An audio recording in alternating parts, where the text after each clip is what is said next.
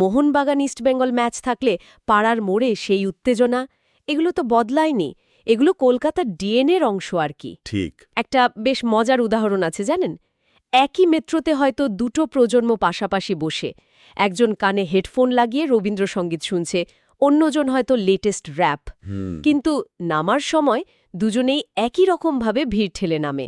এই যে একসাথে থাকা, এই সহ অবস্থান, এটাই কলকাতা। আচ্ছা, একটা অদ্ভুত ধারণার কথা শোনা যায় যে কলকাতা নাকি তার অতীতকে সহজে ভুলতে পারে না বা চায়ও না। হ্যাঁ, এটা নিয়ে অনেক মিথ আছে। যেমন ধরুন, পার্ক স্ট্রিটের পুরনো কোনো পাবে গেলে লোকে বলে ৬০-এর দশকের জ্যাজ মিউজিকের রেশ নাকি এখনও পাওয়া যায়, যদিও ব্যান্ড হয়তো কবেই ভেঙে গেছে। শোনা যায় এরকম। বা ধরুন, শোভাবাজারের কোনো পুরনো রাজবাড়ির সামনে দাঁড়ালে মনে হয় যেন পুরনো দিনের চরিত্ররা এখনই বেরিয়ে আসবে। ঠিক। আর ট্র্যামের লাইনগুলো, সেগুলো নাকি পুরনো দিনের সব মিছিল,